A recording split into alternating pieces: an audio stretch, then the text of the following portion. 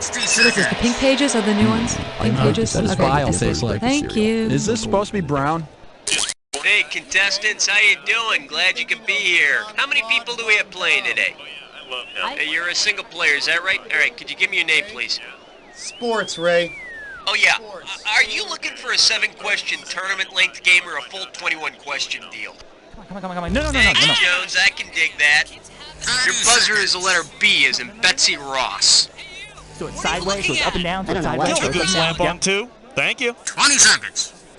Okay, 20 seconds. Pay attention here and don't screw it up. As soon as you think you know the answer to a question, buzz in, then you gotta hit the number that corresponds to the answer you want. You got that? Good luck. Okay, here we go. Lose the desktop. Okay, thank you. Go to black. Great. Okay, guys, stand by. Domo arigato, buddy. Got a motor.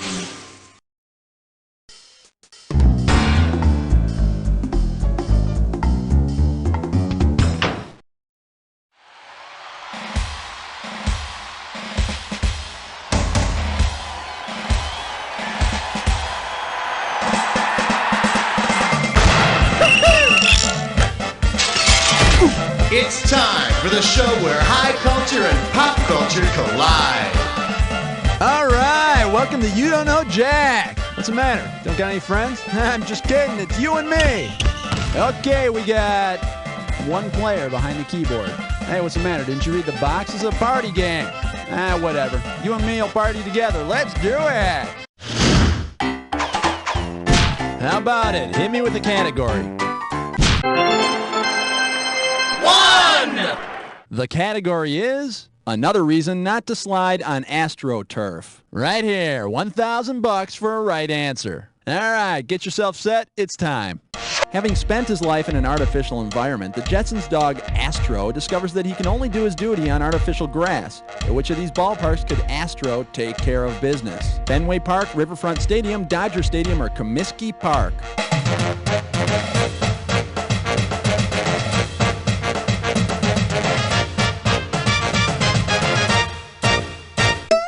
Anyone interested in the right answer? Here you go. Astro could crap all over the AstroTurf at Riverfront Stadium. And I say every time Astro craps on the carpet, George should whack Marge Schott with a rolled-up newspaper. Category time. What's it gonna be? Down. Question 2. The name of this category is... For my next trick, okay, swing this one and I'll give you $2,000. Get ready to buzz, because here it comes. Let's say former Chicago Blackhawk Bill Mosienko is touring as a magician performing a hat trick. If his act were similar to his record-breaking hat trick, what would be unique about it? He'd perform it short-handed, he'd finish it from the far end of the rink, he would perform it in less than a minute, or he'd perform it without a stick. Bill Mosienko scored his record-breaking hat trick in 21 seconds. I'll bet you a puffy shirt David Copperfield doesn't score that frequently. Okay, pick a category. 3. The category behind this question is I predict. All right, $3,000 is riding on this one. All right, help me out here. I don't know if you can remember this, but I sure can't. You know, he was really good at predicting the outcomes of college basketball games. In 1988, he correctly predicted 88% of the NCAA tournament winners, and he couldn't even speak English. Who was he? Jimmy the Greek, Ted the Rooster, Chester the Cheetah, or the Italian Stallion?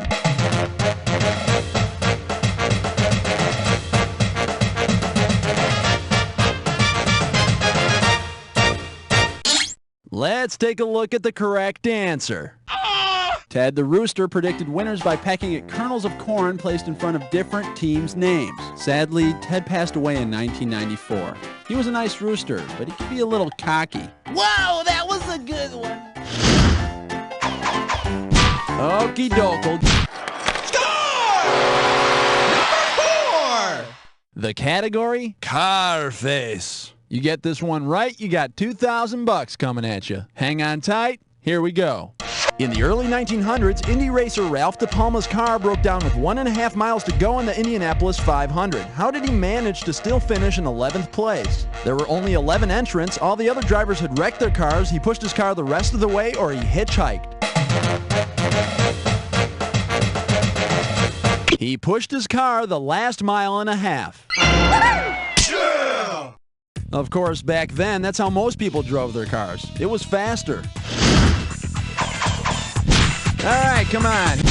Here they come spinning out of the turn. It's question 5 by a nose. And this category is superhero losers. And we are talking $1,000 for this question. Hey, remember that comic book hero, the Green Lantern? Well, suppose Green Lantern were the slowest cyclist in the final stage of the Tour de France. Based on the prize given to the last place cyclist, what would his new nickname be? The Yellow Lantern, the Red Lantern, the Blue Lantern, or the Plaid Lantern?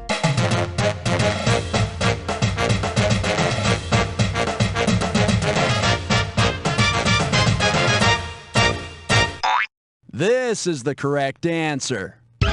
The Lanterne Rouge is a booby prize awarded to the last place cyclist after each stage of the Tour de France, so he'd be called the Red Lantern, although I think most people would probably just call him the Green Lardass.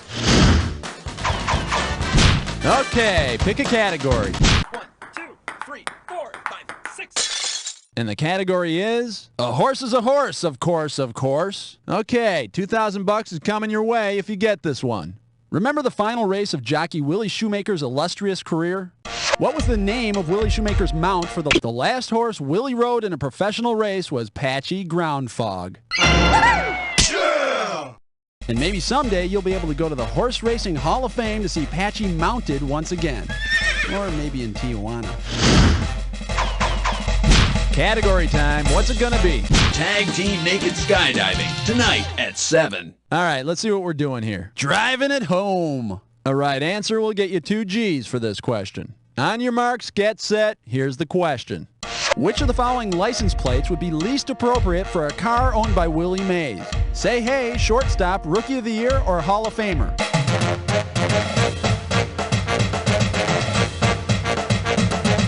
Willie Mays spent most of his career in center field, so shortstop would be a lousy vanity plate. Yeah! And I don't recommend telling Willie he's a short anything. How about it? Hit me with the category. Uh-oh, mess butt tit slime chore. It's time for a Liquor Piss Milestone! This gibberish questions category is the Watergate debate. Opening value, $5,000.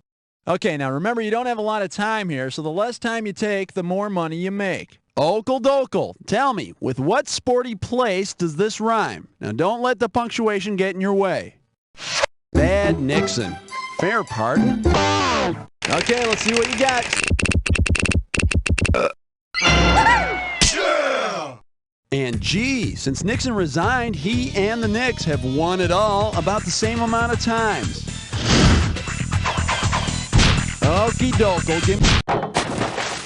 The German judge gives a 9. And the category is things you can catch in a wave. Okay, shouldn't be too tough. This question's going to be worth $1,000. Okay, hang tight, put your finger on your buzzer. Here's the question.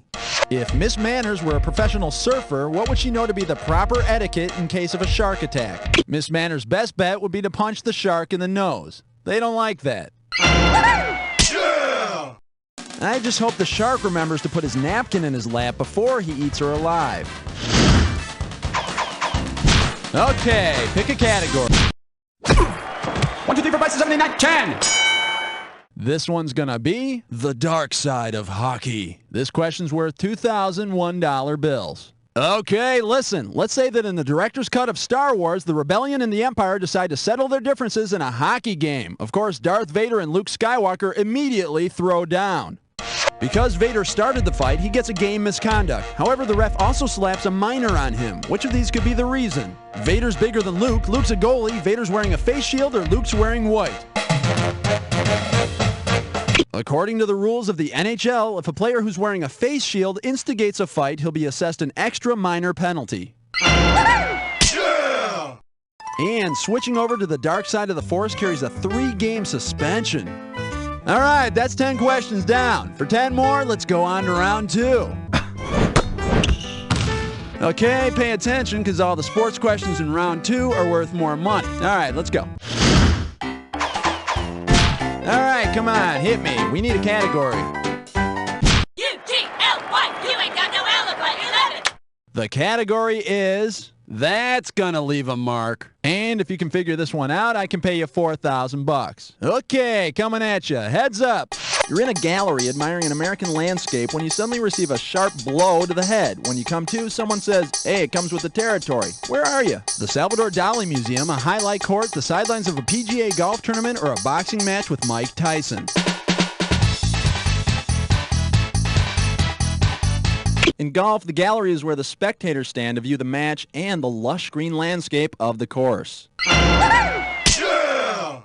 And it's also a real good place to receive a concussion. Okie doke. Here's the category. Offers you just can't refuse. You get this toughie and I'll give you $6,000. Get your eyes focused on the screen. Here we go. Say you're in Germany in 1936. The winds of war are a-blowin', and you need to do something to relax. You could unwind at the first ever championship of which sport? Roller hockey, rhythmic gymnastics, water skiing, or synchronized swimming?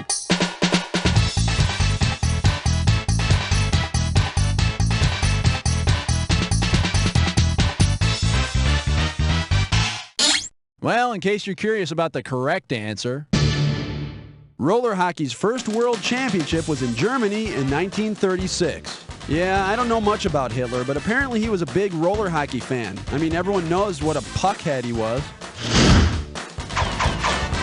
Category time. 13. Here's your category. Supervillain job openings. I'm paying out $2,000 if you get this one right. Okay, imagine the aftermath of a battle between the Justice League of America and the Legion of Doom. After the battle with the Justice League, the evil Solomon Grundy retires. If Lex Luthor interviews NHL players to replace Solomon in the Legion of Doom, who would be the most logical choice? Cam Neely, Bruce Shoebottom, Pat LaFontaine, or Eric Lindros?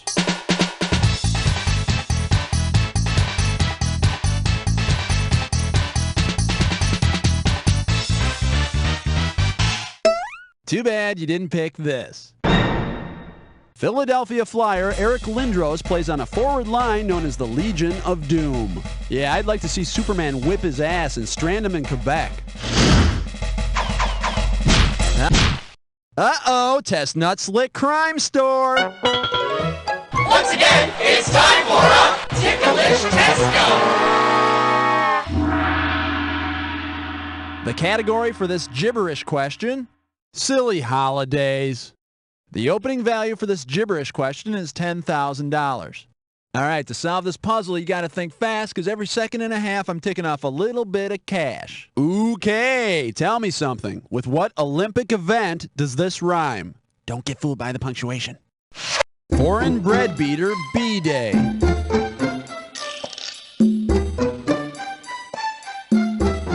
See if this helps. It's a summer event. Go for it. Type in your answer and hit return.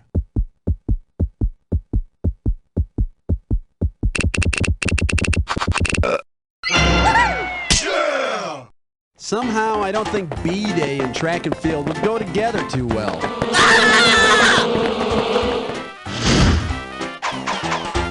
All right, come on, hit me. It's question 15. It's question 15.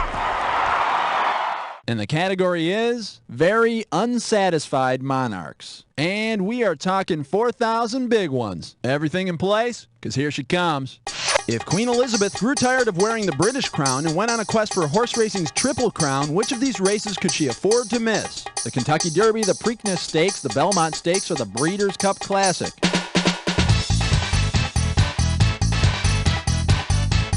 The Queen would not have to win the Breeders' Cup Classic in order to win the Triple Crown. Yeah! Breeders' Cup? Sounds more like the Inbreeders' Cup. Okay, pick... Give me a 6! 6! Give me a team! Team! 16! And this category is USGA meets the USDA. And this one's going to be worth $2,000. So, you feeling anxious? Me too. Let's go.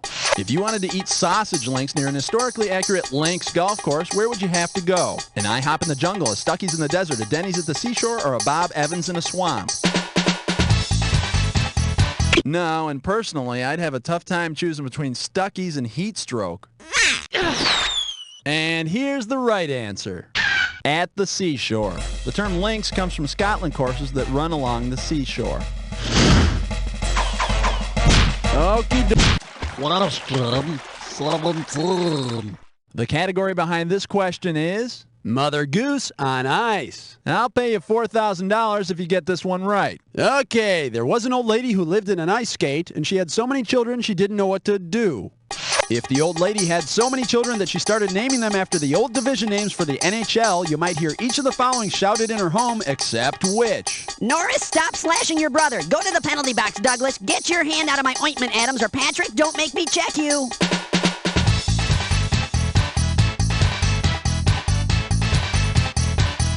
Go to your penalty box, Douglas. Douglas is not an old NHL division, but he does spend most of his time making fun of his brother Smythe. Category time. 18. The category is What to do with burly men. And there's $6,000 at the end of this question. Ready on the trigger? Pull. If famous folk singer Burl Ives were used in a burling contest, what would the competitors do with him? Ride him naked across a snow-covered field, use axes in a race to shave him bald, float him in a river and spin on him, or scale to the top of his belly? Burling is the lumberjack sport also known as log rolling, where two competitors try to keep their balance on a floating log while trying to dunk their opponent. And remember, if you ever get a burl on your log, see a doctor. How about it? Hit me. Illegal use of the hands on question 19. The name of this category is It really hurts my neck when that happens. And this one's $4,000 for a right answer. Let's say you're lonely and you're bored, so you decide to pull out your old toys and reenact some famous boxing matches. If you used your Rock'em Sock'em robots to reproduce Sugar Ray Leonard's unusual knockout of October 6, 1978, whose head should end up popping off? Barbie the Round Card Girl, G.I. Joe with Kung Fu Grip the announcer, Mr. Potato Head the judge, or Stretch Armstrong the referee?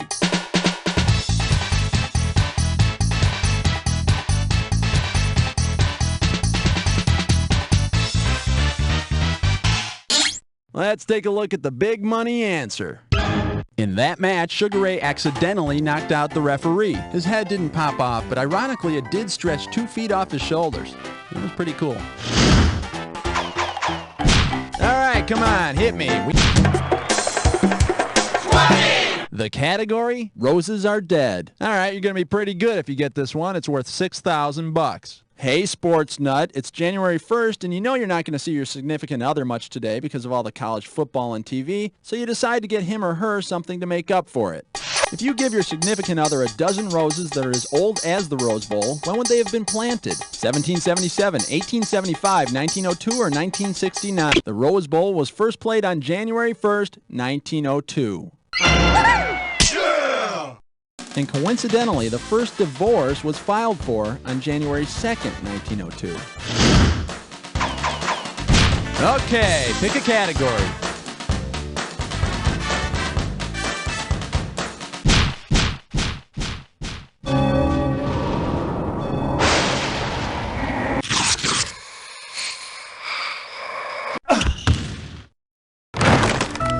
Time for the attack. Buzz in when 2 words match and you've got $2,000. Buzz in when there isn't a match and you lose $2,000. And don't forget, remember the clue. It's not any old match we're looking for. It's the one that fits this clue.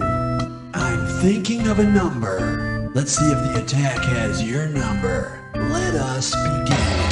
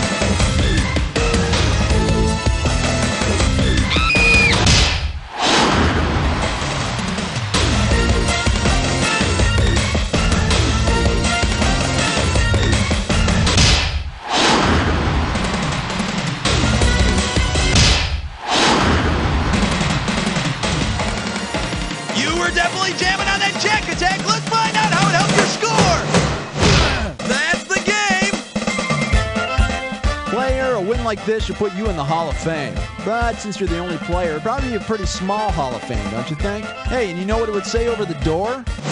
You don't know Jack!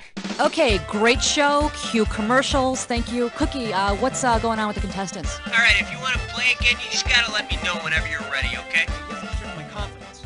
Sometimes at the club, I worried that the other guys were making fun of my pinkies. I knew my pinkies were a problem, but I didn't know they were that a bad. weak pinky. I have had weak pinkies all of my life.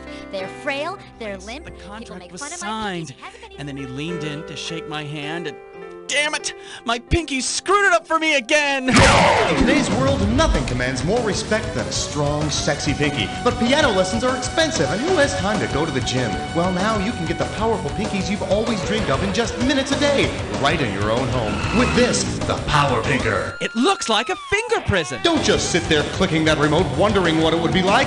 Dare to experience true pinky power. I own my own company and business is booming. If a client gets antsy, I just challenge him to a friendly finger wrestling match. Finally, I can face my pinky. Every now and then, I'll be in a bar, and I'll catch a woman trying to check out my pinky. That's when I know she's mine. The Power Pinker. Why be ashamed if your pinky's a second longer?